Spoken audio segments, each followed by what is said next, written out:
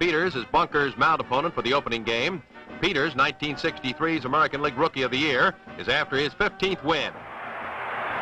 With one out in the seventh, Gary Peters is confronted by the middle of the National League batting order.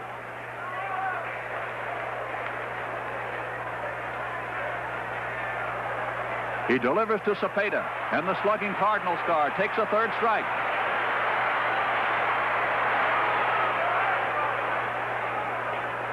Richie Allen also fans, and Gary Peters has retired 6 in a row.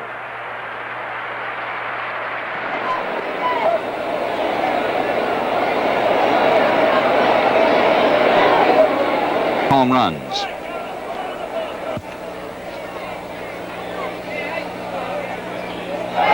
He's striking out. Breaking ball, got it.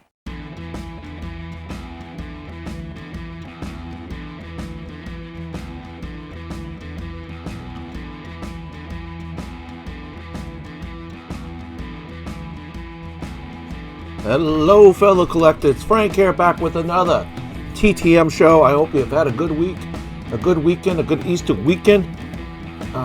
Happy Easter Monday. Well, here we are with another TTM show. I have a good one for you today. This is a great pitcher from the 60s and 70s. You saw him in the intro there in 3 different occasions, in 64 with the White Sox, and 67 with the White Sox in the All-Star game, and in 1970 with the Red Sox, we have Mr. Gary Peters. This is Gary Peters here on the 1964 Rookie Cup card. He was the 1963 Rookie of the Year, and here on the 1972 Topps. This was postmarked from Tampa, Florida, St. Petersburg, Florida. So 2 cards sent, 2 cards signed, plus the index card, 7 days for no fee, and I love his signature. He has a terrific signature. And there's the index card as well. This is Gary Charles Peters. He was born on April 21st, 1937, in Grove City, Pennsylvania. He went to Mercer High School and Grove City College.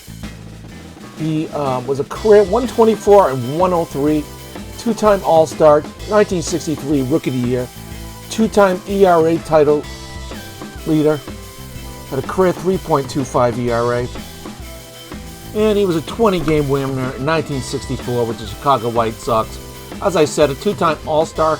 He did not appear in this 1964 All-Star game, but as you saw in the opening clip, he appeared in the 67, pitching 3 shutout innings with 4 strikeouts, and he struck out a couple good batters there in that one. It's a 15-game winner 4 times. He 200 plus innings 6 times, struck out 200 more twice, and he also was a very good hitter.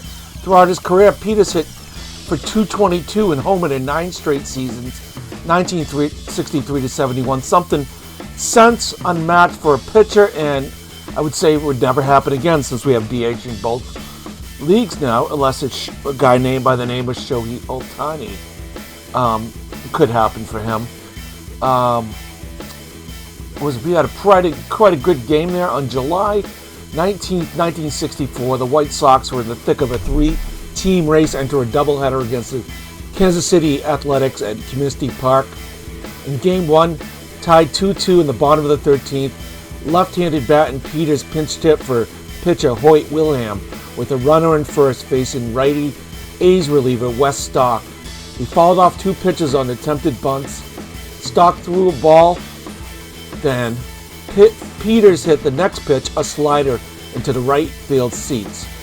For the rest of the 64 season, Peters was used by manager Al Lopez as the left-handed bench option when available.